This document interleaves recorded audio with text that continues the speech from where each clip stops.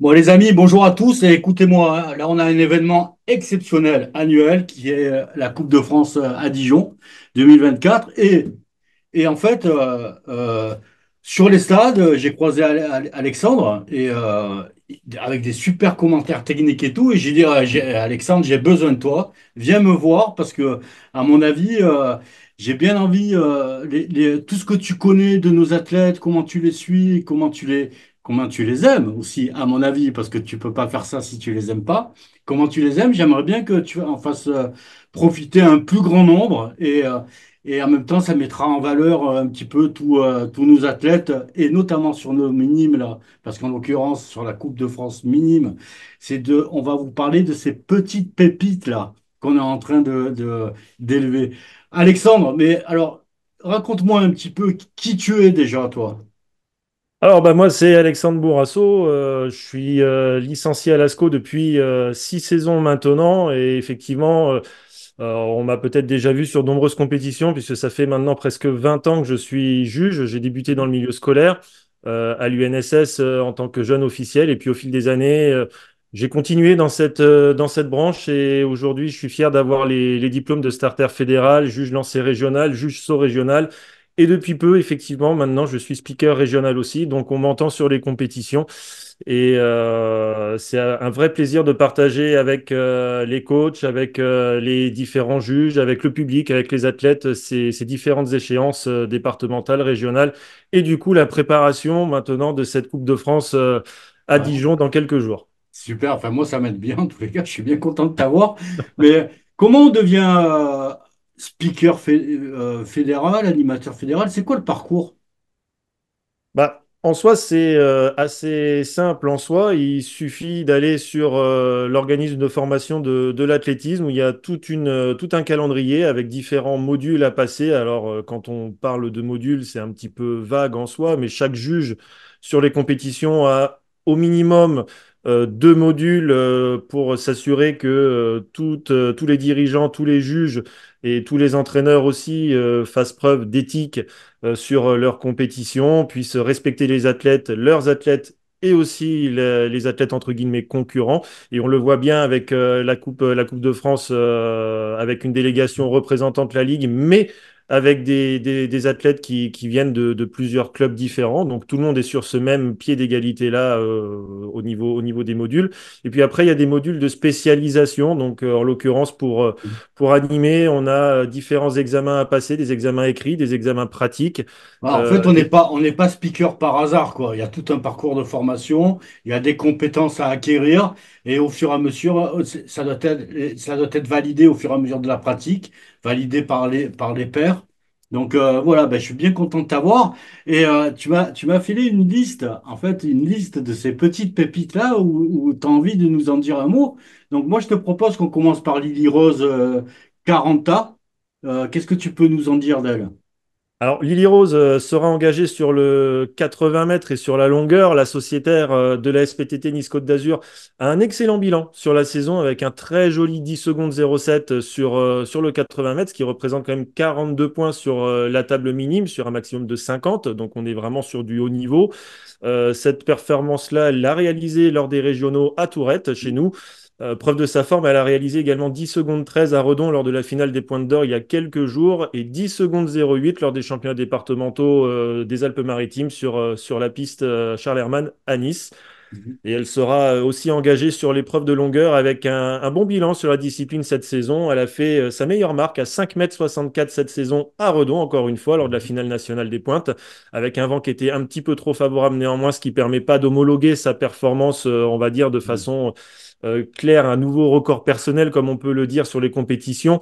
Officiellement, son record personnel reste à 5,62 m qu'elle a réalisé au départementaux à Nice, ce qui correspond là encore à une très très belle performance puisque c'est 45 points sur la table de cotation minimum. Ouais, et puis à l'occasion des compétitions comme une Coupe de France, elle peut se transcender, son record personnel peut exploser aussi, quoi. C'est Donc on ça. suivra Lily Rose. Tu veux nous parler de Shaden Mokaden également? Oui, effectivement, la minime de la sécane sera engagée sur les épreuves de 200 mètres haies et de hauteur. Sur le demi-tour de piste, elle a réalisé 30 secondes 35 cette saison à Nice lors des départementaux, mais aussi 30 secondes 42 lors des régionaux à Tourette, sachant qu'elle avait un vent de face puisqu'il était à moins 1,9 mètres secondes, donc un vent qu'on peut vraiment qualifier de fortement défavorable. Tout laisse à croire que Shaden pourra réaliser encore 40 à 43 points sur la table sur cette épreuve qui est quand même extrêmement exigeante. Et nous la retrouverons aussi à la hauteur après avoir réalisé 1,63 m cette saison, ce qui constitue son record personnel sur la discipline. Elle améliore de 6 cm son record si l'on compare à la saison à Miramas cet hiver. Elle a égalé son record personnel à Redon lors de la finale des pointes, donc nous lui souhaitons bien sûr d'aller encore Ouais, plus haut lors de cette Coupe ouais. de France. Elle est en Euh, progression et en forme en ce moment, quoi. C'est un peu une valeur sûre, là.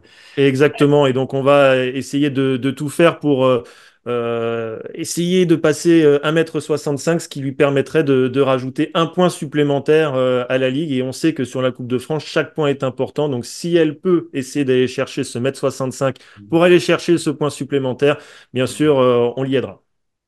On passe au petit diamant, là. Anna Ah, Peters. Anna Peters, vraiment, Anna Peter, c'est une valeur surrégionale sans bien sûr mettre les autres jeunes qui ont largement mérité leur qualification. Mais Anna Peter, c'est tout simplement la minime la plus rapide de France sur le 80 mètres haies après avoir explosé le record de France sur la discipline lors de la finale des pointes à Redon en établissant un chrono stratosphérique en 11 secondes 10. C'est 9 centièmes de moins que le précédent record établi par Laura Valette, la Nantaise, le 1er juillet 2012. Donc un record qui quand même Qui date date, de 12 qui ans. date. Et ouais, et on le sentait au régionaux minimes hein, avec un chrono en 11 secondes 20 à un petit centième de ce fameux record de France. J'y étais, j'étais au micro à ce moment-là, Mhm. donc voilà, je l'ai bien vu. La course en Terre-Bretonne il y a quelques jours était tout simplement exceptionnelle et l'année prochaine, elle passera donc en catégorie cadette. Donc nous la retrouverons sur le 100 mètres haies, sur les traces d'une certaine Cirella Samba Mayela, qu'on ne présente plus. Et pour rapporter le maximum de points sur la table de cotation, bah, il faudra faire 11 secondes 19 ou moins, c'est-à-dire refaire une course de folie et une chose est sûre, c'est que la Pertuisienne est capable de le Ouais, faire. c'est-à-dire, elle arrive avec un gros bagage sur la. Moi, je vois comment c'est cette compétition à la Coupe de France. Et au moment donné, on les voit, ils se regardent tous et tout. Au départ des épreuves, avec Anna, il y aura du silence autour, quoi. Je suis persuadé. Oui, et puis Rose quand on voit Sirodin, Rose Sirodin, qu'est-ce que tu nous en dis là-dessus? Rose, bah, la Marseillaise sera alignée sur le 200 mètres haies avec un record personnel fixé à 30 secondes 55, une première fois à Strasbourg lors des France scolaires. Et Rose aura réitéré lors des régionaux FFA à Tourette le 23 juin Mhm. dernier, avec en plus un vent défavorable comme Mhm. pour tout à l'heure, hein, moins 1,9 mètres secondes. Et le 2 juin, la sociétaire de l'ASCO Sainte-Marguerite aura coupé la ligne d'arrivée en 31 secondes 04 chez elle, à Lumini, lors de la finale départementale des pointes. La sociétaire de Nice, Côte d'Azur, Diane Scheer, Eh ben, elle sera engagée sur deux épreuves pour cette Coupe de France. On la retrouvera sur le 80 mètres haies avec Anna Peters avec Anna. et sur la perche. Donc après un concours tout simplement parfait, Diane s'est emparée elle aussi du record de France minime le 2 juin dernier à Nice, chez elle lors des championnats départementaux en franchissant 3,91 m, battant aussi d'un centimètre le précédent record détenu par Vanessa Boslac, une Lilloise qui le détenait depuis le 29 juin 97, soit quasiment Waouh! 27 ans au moment du record. Et depuis ce record, elle a passé 3 fois à la barre des 3,80 m. Donc on lui souhaite bien sûr d'aller toujours plus haut et pourquoi pas refaire son exploit en terre bourguignonne. Ouais, j'ai l'impression qu'on part bien, là. Mais bon, là, on se dirige vers les garçons. Emma Esteban.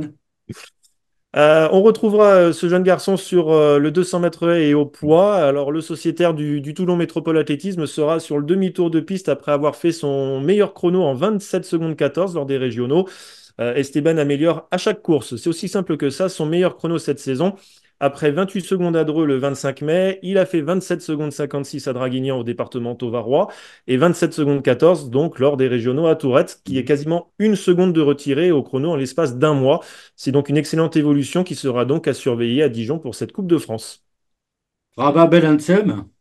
Ce jeune garçon, Rabat Ben Lassen, sera engagé sur deux épreuves pour cette Coupe de France. On le retrouvera sur le 120 mètres et au saut en longueur. Alors sur la piste, dans un premier temps, le jeune a un meilleur chrono en 13 secondes 38 réalisé à Toulon avec un vent qui dépassait absolument tous les niveaux records avec moins 15,1 mètres secondes. C'est exceptionnel, hein, ce vent. Ça représente un vent moyen de 52 km/h sur cette épreuve de face, bien sûr. Et c'est son meilleur chrono. Donc, on lui souhaite bien entendu Il y de a de la descendre marge. sous les...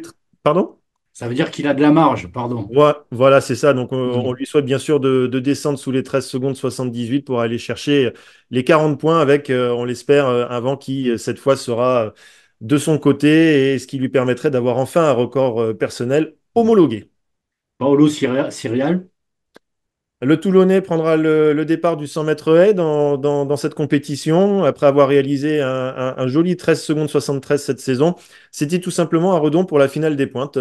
Signe de cette belle forme, quelques jours auparavant, lors des championnats régionaux à Tourette, il aura réalisé 14 secondes 23 avec un vent défavorable, là encore, un vent de face.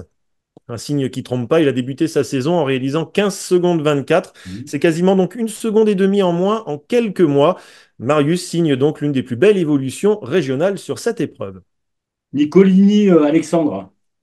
Le sociétaire de l'Athlé Provence Club sera engagé sur deux épreuves. Il sera sur deux concours. On le retrouvera en saut en hauteur après avoir franchi 1,76 m cette saison à Miramas. En extérieur, il oscille entre 1,71 m et 1,72 m. Donc on espère bien sûr qu'il réussira à franchir le 1,76 m en extérieur, ce qui correspondrait à 2 points supplémentaires sur la table par rapport à ce qu'il a réalisé jusqu'ici. Marius Girard. Alors le jeune Aixois, un Aixois en cache un autre, hein, Ouais, c'est ça. Il y en a pas mal hein, qui cachent des autres, hein, les extras, hein. J'ai et l'impression. c'est ça, il sera aussi engagé sur deux concours différents. Alors, on le retrouvera sur le saut en hauteur, lui aussi, après avoir réalisé 1,79 m en extérieur et un joli 1,83 m cet hiver à Miramas. Il a de belles performances à son actif. Puisqu'il a réalisé 1,72 m à Dreux, il a fait 1,75 m à Toulon, 1,77 m à Marseille, et donc 1,79 m qu'il a réalisé lors des régionaux équipe athlée, c'était également à Toulon. Donc, il peut aller chercher les 38 points et pourquoi pas les 39 points s'il réussit à franchir cette barre symbolique du mètre 80. En tout cas, on lui souhaite. Et nos deux coups de cœur, là, je crois qu'on a deux coups de cœur, hein, ce sont nos jeunes juges. Un petit mot pour eux, parce que moi, je les trouve fabuleux, ces jeunes qui s'engagent comme ça.